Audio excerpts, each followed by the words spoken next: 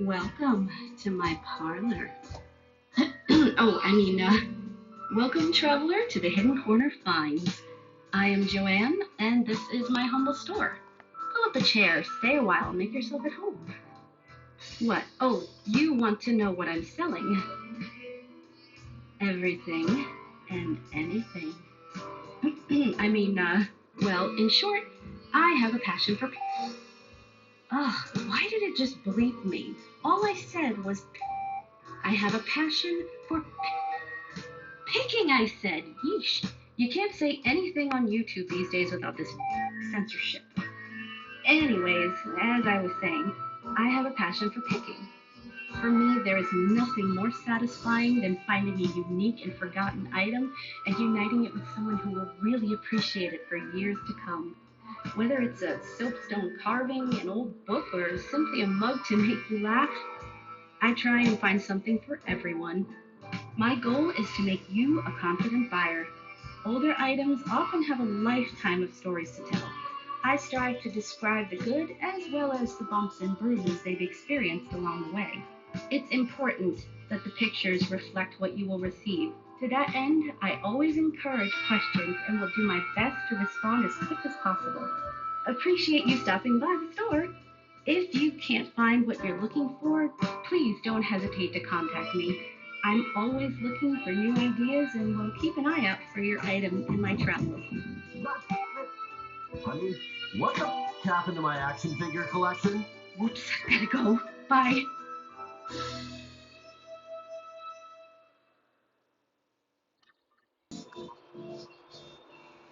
And welcome back to Toy Thursday with Johnny Tiger on May 9th, 2024. Today, I'm rather excited about this episode because this is one of those days where I get to review whatever I want. Because I looked at a list of today's special days, holidays, and I didn't find anything all that inspiring. National Pull Your Tag Off the Mattress Day. Like, what the hell is that? uh, National Kids Awareness Day. That doesn't sound all that exciting either. So there really wasn't anything for me to get excited about where the date was concerned. So uh, rather than doing uh, based on the theme of the day, I'm free to just pick whatever I want to review. And I'm going to review a new figure, not a new figure that just came out, a figure that is new to me that I recently got in a blind box. In front of the camera, you're looking at the back of the box, and no, I'm not going to unbox this on screen because it's personally I find unboxing a bit annoying, like for the person doing the unboxing sometimes, and especially if you're doing it on camera. And I find unboxing video a little bit annoying as well. Uh, I like to unbox toys myself. I don't like to watch people unbox toys, But that's just me. Some people really enjoy that. I find the noise of the plastic and all that crackling and people trying to struggle with twist ties and uh, garbage flying everywhere and then stuff like that. I find all that pretty tedious to watch. If I watch a figure review, I just like to watch a figure review. I don't need to watch them take it out of the box. Not to mention, I can't see the box anyway, so it doesn't really do me any good. Uh, Part of the problem with being a blind collector. If you want to know what more there is to know about being a blind action figure collector, I made a 3 episodes uh, uh, little series on the Soul Search Sunday section. You can find it under the Soul Search Sunday playlist on the channel. I talked about the good and the bad and all that stuff about being a blind action figure collector. Anyway, this is the back of the box of a Mythic Legion action figure. And this tells us it is from the Elysia vampiric wave. However, we are not looking at a bad guy today. We're going to be looking at a good guy. What's interesting about this guy is when the Elysia wave came out, just like most of Mythic Legion pre-orders and new series that come out, I have to make sacrifices. I usually can't afford to get everything in the series, so I usually have to go through the whole list and uh, belly ache and agonize over, oh, do I need this guy? Do I want this guy? Is this guy going to be okay if I just get him later? And stuff like that. And this character we're going to be looking at today was one of the ones that I passed up initially, because, well, I'm going to talk a little bit more about him as we show the figure itself. Um, but at the time when I pre-ordered the Elysia Wave, I didn't feel I needed this guy. I didn't feel like that he's all that important.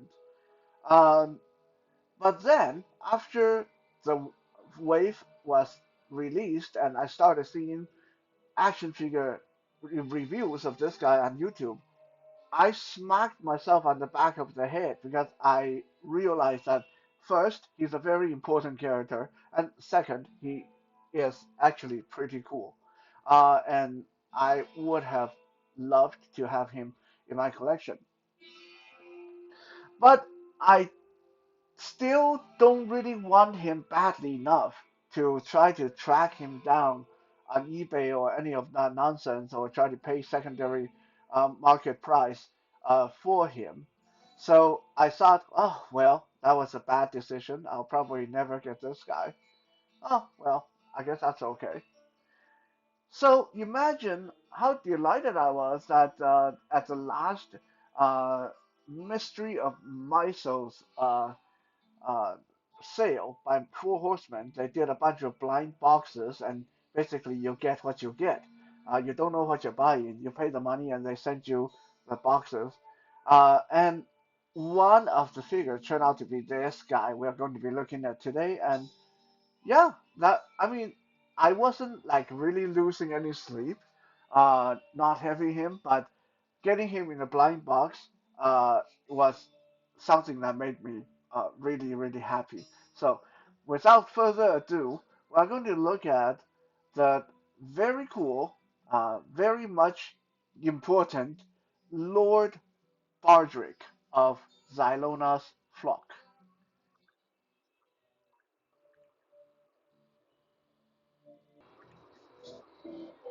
Now, before we get the figure out of the box and take a look at Lord Bardric, I want to quickly go over his biography. It's not very long, as most of these Four Horsemen Mythic Legions figures, they don't have a long story to them.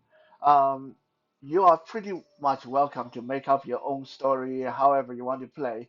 But basically, to give you a little bit of background in case you're not up to date on the Mythic Legion world. The Mythic Legion basically is a generic story of good versus evil. There's a great war that's going to happen. The four evil horsemen, get it? Four horsemen, yeah. The four evil horsemen are they were once upon banished from this world, but now they are returning, and they're going to bring uh, war and famine and all that stuff upon the world. And it is up to the good guys to stop them. So it's the whole Mythic Legion as far as we know, because the story is still developing and evolving. But so far as we know, it's split up into 10 different factions. There's four evil factions, four good factions, and then two that are kind of somewhere in between factions. Uh, so, um, on the good side, the one faction that is the army of Leodicius, they are the very generic knight and knight in shiny armor. And then we have the Order of Iseron. Basically, they're the Templar knight, they're the religious authority. That they are still knights in shiny armor, but they have a kind of a religious religion on their side. And then there's the uh, uh, Convocation of Basilius, which is a bunch of scholars and sorcerers and wizards and magic users that try to use magic for good. And then we have Xylona's flock, where this guy is from. Zylona's flock is the basically the faction where everything else go. The fairies, the pixies, the unicorns, the dwarves, the elves, and the tree people, animal people, anything else that don't fit in the previous category get dumped into Zylona's flocks, and they are these nature-loving, tree-hugging, uh, uh, uh, land uh, protecting people. So you can say they're like the hippies of the Mythic Legion. They're like hippies of mythos.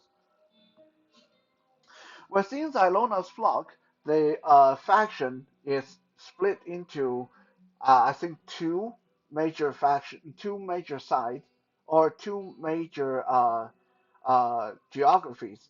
One is the Castle Silverhorn, which you can think of it as the capital city of Zylona's flock, and that castle is where Queen Artemis and her elf people are. So you can think of Castle Silverhorn as being the more snobbish side of Zidona's flock. They're still good guys, but they're like the more snobbish side. And then we have the other faction, which is the Harvest Court.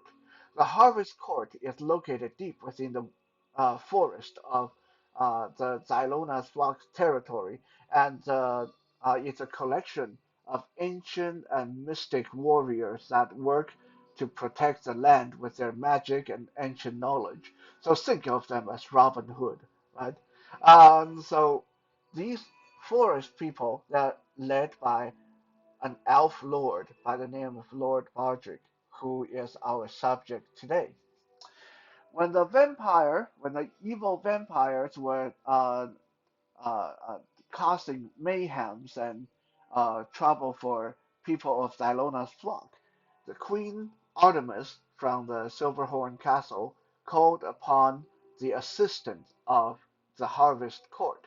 So Lord Bardric and his forest warriors came forward to help defend Castle Silverhorn, and they supposedly killed a lot of vampires. Our Lord Bardric here is not just a pampered, spoiled lord.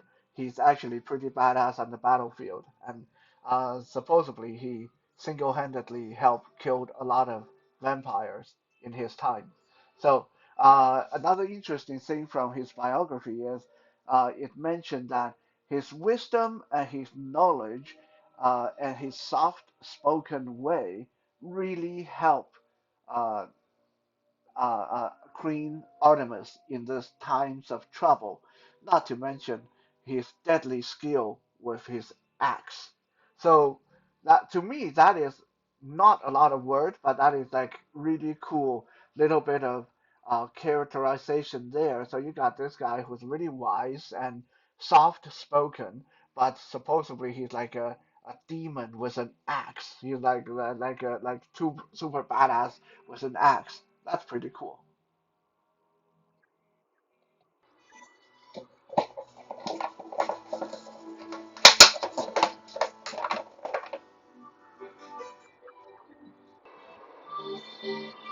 See what I meant about the noise?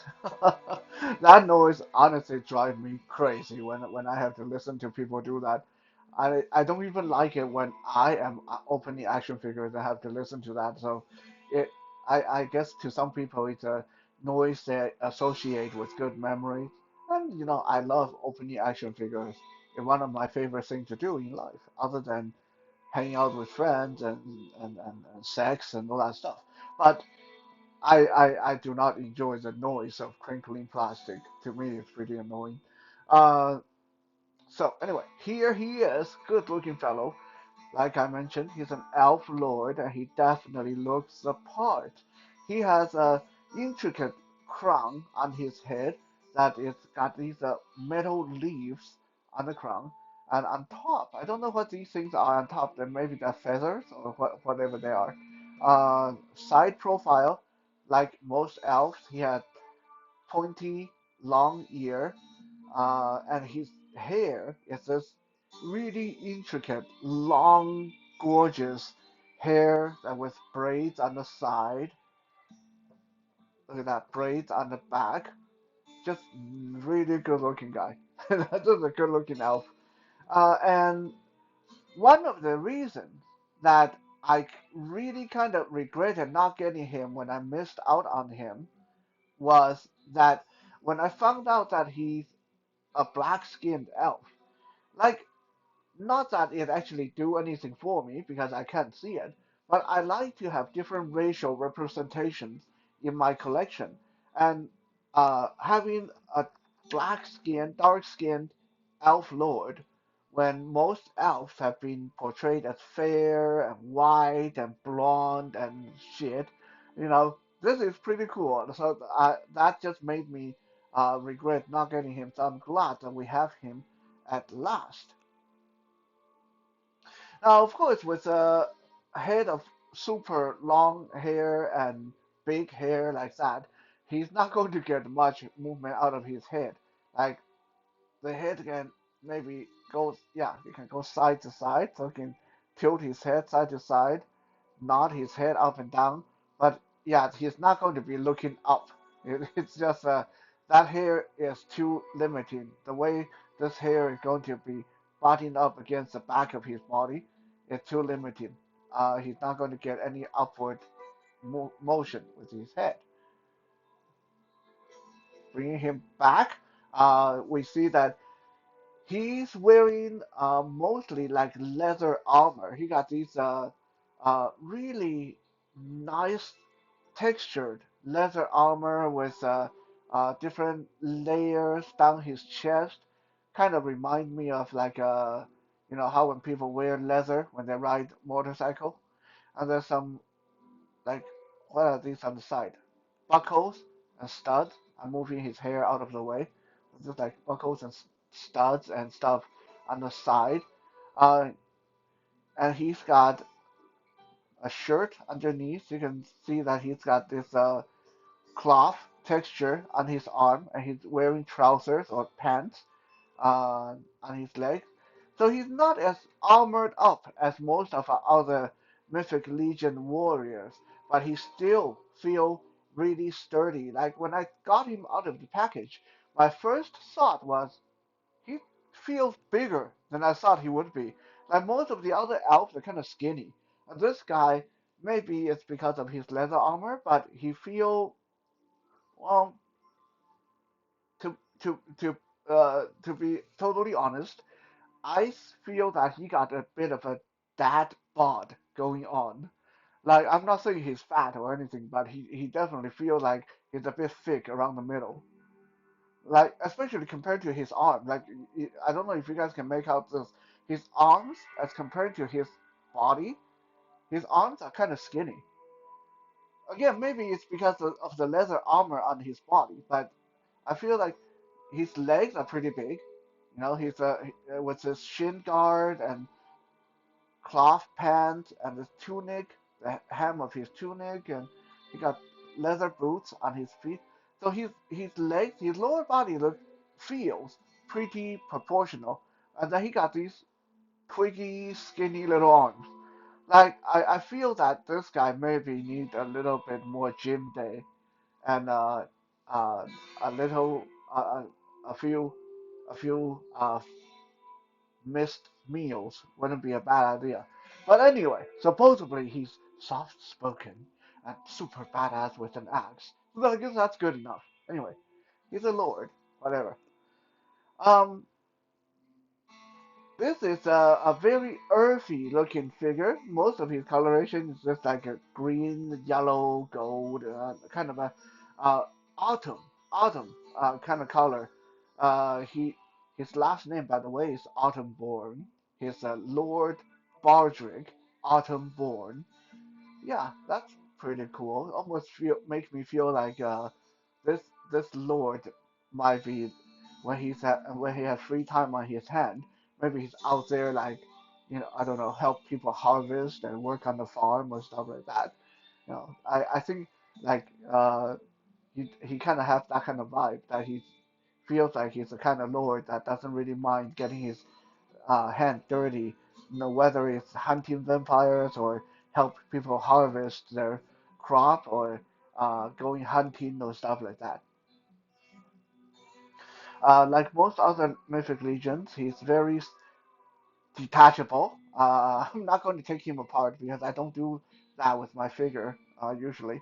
But see how easily the head will come off. And for installing his shoulder armor, it's easier if you take his head off, right?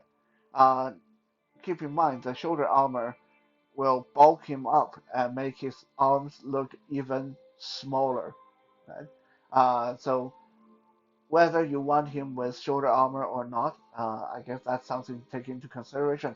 However, for me personally, I feel that because his head is so big, like it's not his fault, right? Because he got a lot of things going on. He got his crown, and he got his great mane of hair going on. So his head is quite large. So when you don't put his shoulder armor on him, he kind of have this narrow shoulder, pinched look about him. Again, like I said, he feels like he should be hitting the gym a little bit more often.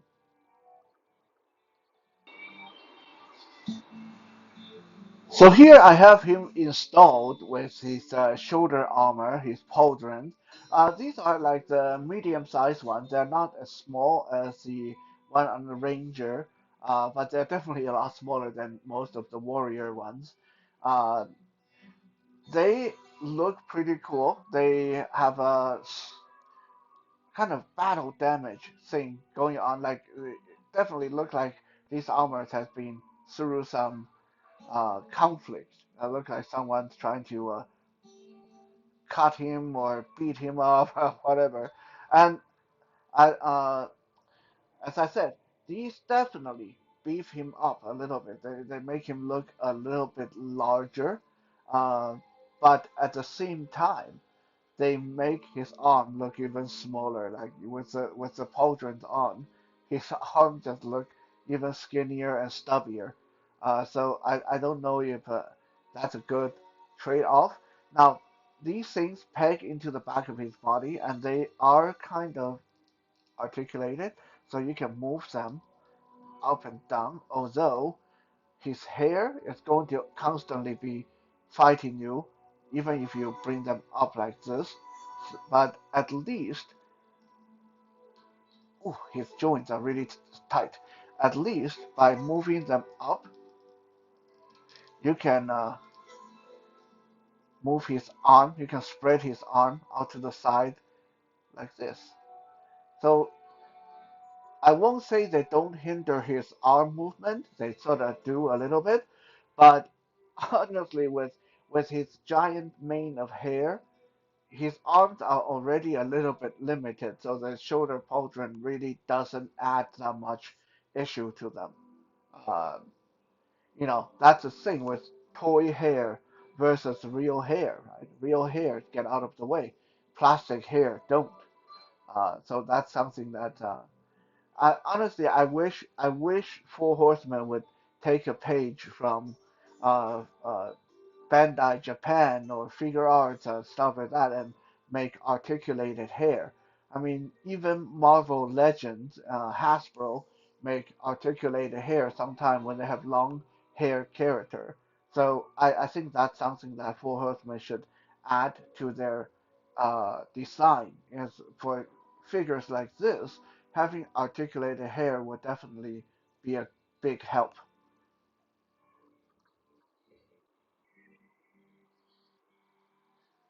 Now you guys just saw me fight with these arm joints. Some of these joints are really stiff, and the Four Horsemen always tell you it's a good idea to warm up the figure before you play with them. Use warm water or hair dryer.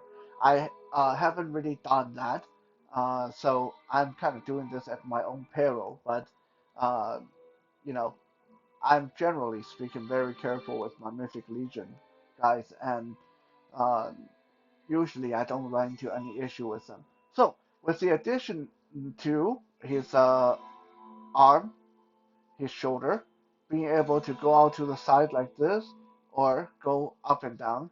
Elbow, single jointed elbow, but get a pretty decent 90 degree range. Wrist, rotate and hinges uh, vertically. Do these? Yeah, I think these wrists go vertically, although they are not moving right now. Oh yeah, yeah. So this one's go move vertically. You can get him into like a sword stabbing pose. Waist twist. Waist is like seems to be like on a ball joint, but the range is not the greatest in the world. Um, Legs go out, in and out. He can do a pretty impressive side kick like this, right? He can kick forward pretty high.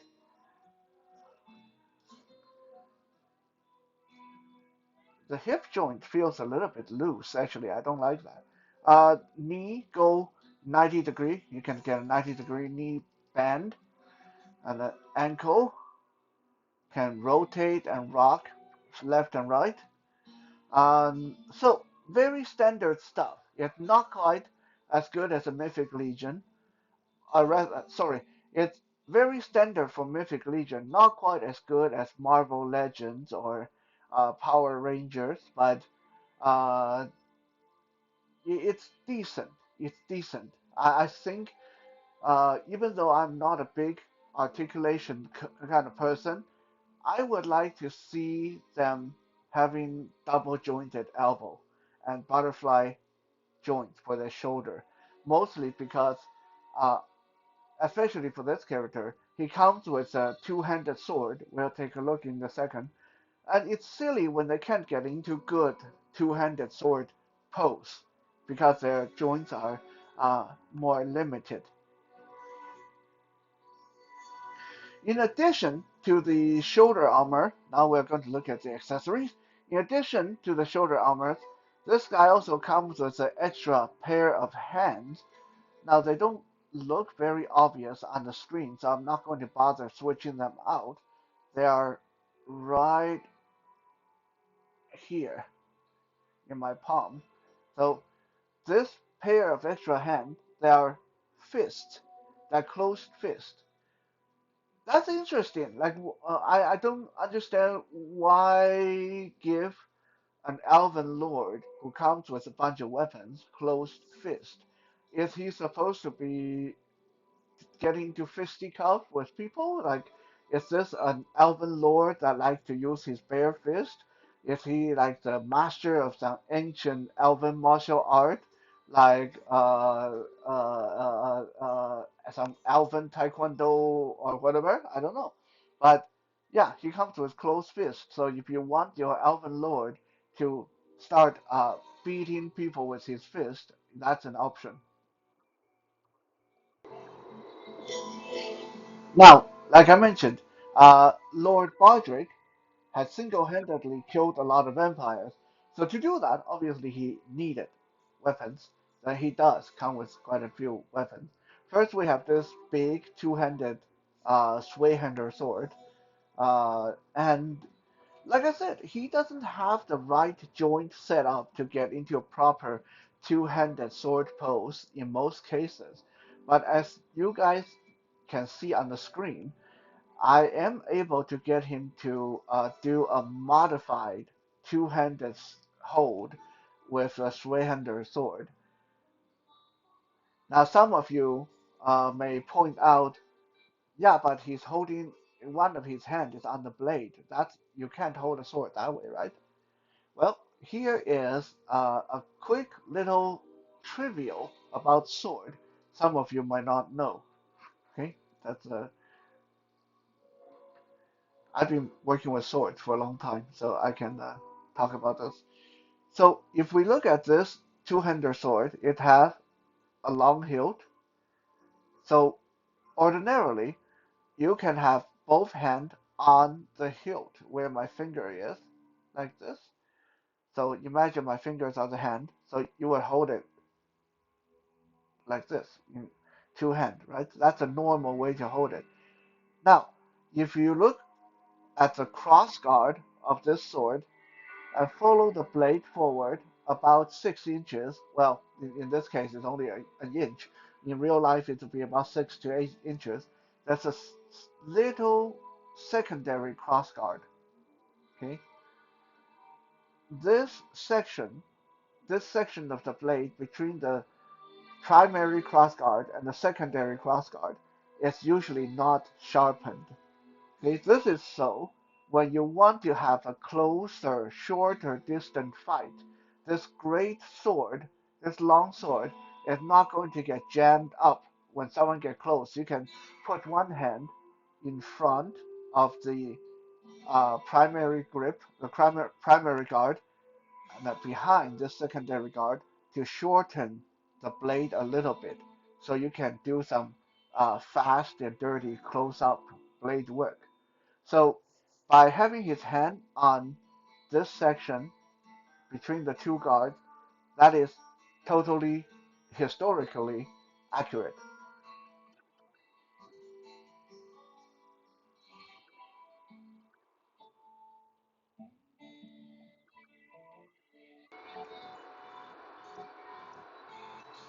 He also comes with this cool elven short bow and arrow.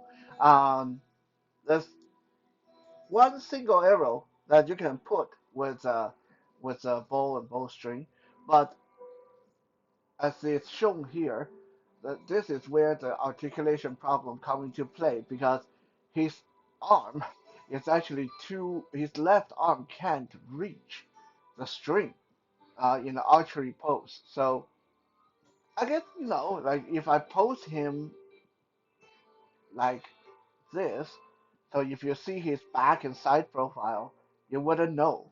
You wouldn't know his hand not touching the string, and it can look kind of convincing. But if you look at him from the front on, then you can see that his other hand, the hand that's supposed to be firing the arrow, clearly is not on the arrow and on the bow. So unfortunately, this is why as much as I like archers and in fantasy stuff, I almost never post them with their bow and arrow because they don't look convincing. That this guy doesn't have the proper articulation to pull off that pose.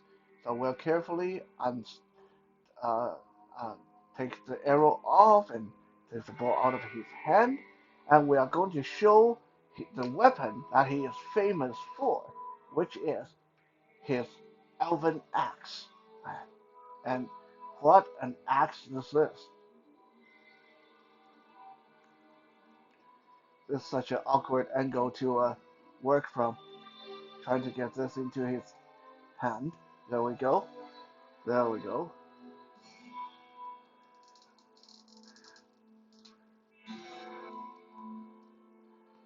Here we have him with his mighty axe. You don't often see elves with axes. They usually use swords or daggers or bow and arrows. So this is kind of cool. That this elf lord is kind of a little bit of a beast, a bit of a brute with an axe. And this elven axe, we've seen this before with some vampires as well. This is an interesting design on the axe. We have a big primary blade that's hooked over. Uh, the inside of the arch is kind of bladed as well. So you can imagine him hooking this around someone's head, neck, or limbs to just like go like this, like cut it off like that. On the opposite side, there's a spike, so you can use this to spike someone.